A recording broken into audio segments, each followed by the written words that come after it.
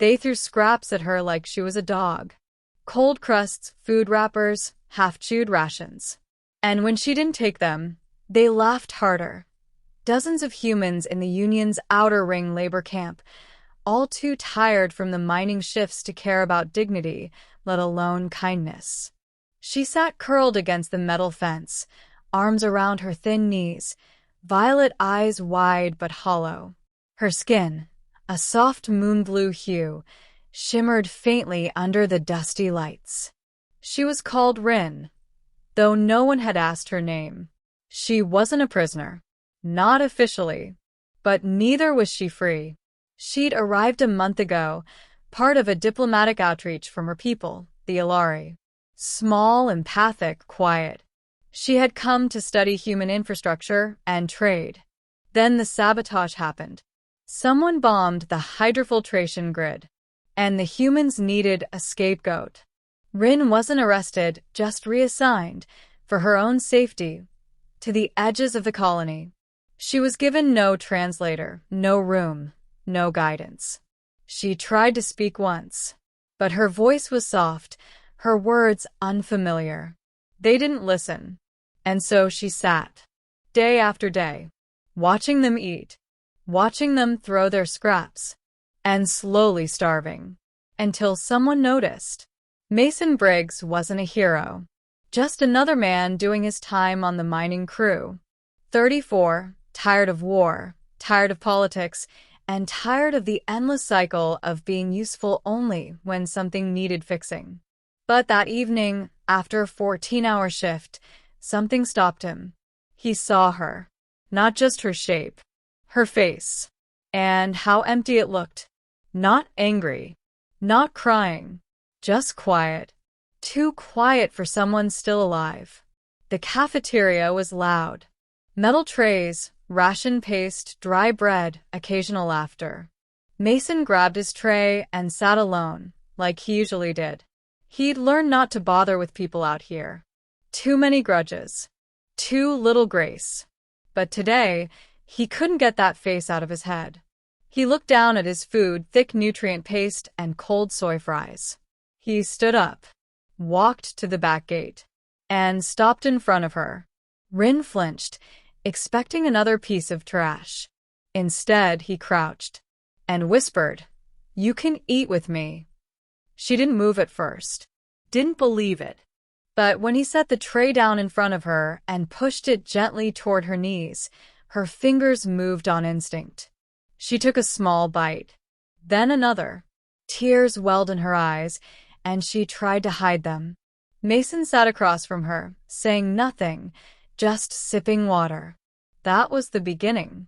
The next day, Mason brought 2 trays. Sat with her again, still silent. But something passed between them, a thread of humanity, or something close enough. By the 3rd day, someone noticed. "Hey, Briggs," a man sneered. "You dating the alien now?" Laughter followed. Mason didn't respond. He just kept showing up. Rin tried to thank him. She tapped her chest. "Rin," she said softly. He blinked. "Rin." She nodded, then tapped his arm. He chuckled. "Mason." "Ma son," she repeated. He gave her a half-smile. Close enough. Over the next week, others watched with growing confusion. The alien girl wasn't dying anymore.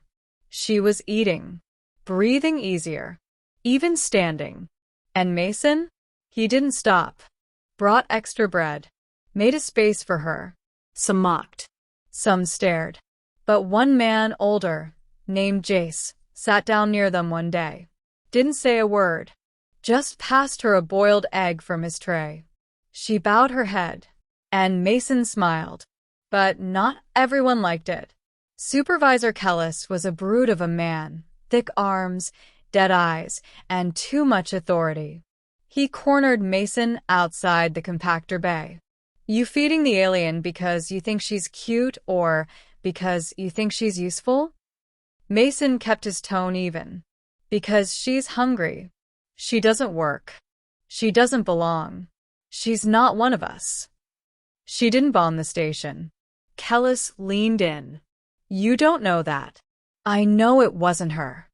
Even if it wasn't, she's a leech. You're making the rest of us look weak. Mason stepped forward, shoulders square. Then maybe the rest of you need to feel weaker. That night, someone knocked over her tray, kicked it into the dirt. She tried to salvage some, but it was ruined. Mason saw the act from across the yard. He didn't say a word. But the next day, he handed her his entire meal and sat with nothing. Rin tried to push him back, but he held up a hand. For you, he said. Eat. Tears slid silently down her cheeks as she ate. The following week, something changed. The colony director arrived. Word of the sabotage investigation had reached Central Command. New scans. New data. Turns out an internal human cell had caused the bomb. Rin had been innocent all along, and Mason had been the only one who treated her like she mattered. They offer her a seat back in the admin quarters. A proper room. Food. Status. She refused. Instead, she returned to the same table, same dirt floor, same tray. With Mason, a ceremony was held days later. Small. Simple. The colony issued a formal apology. Rin accepted it with grace. But when she spoke to the crowd, translator finally working, she didn't mention the government or the investigation or the pain. She looked at Mason and said, I was not invisible because I was different. I was invisible because no one chose to see me. Then she held up a piece of bread. Mason saw me. Mason fed me. Mason saved me. Silence filled the space. Then someone stood up. Jace. He clapped. And others followed. The final day, before Mason left for another assignment, Rin stopped him at the gate. She pressed something into his hand, a tiny metal disc etched with her people's symbol for gratitude. Family, she said quietly. He looked at it, then at her. Then he nodded and whispered, You'll never eat alone again. Months later, across colonies and systems, stories spread of the alien girl who had starved and the human who fed her, not because he had to, but because he chose to. And in a galaxy growing colder by the year, that choice lit a flame that refused to go out.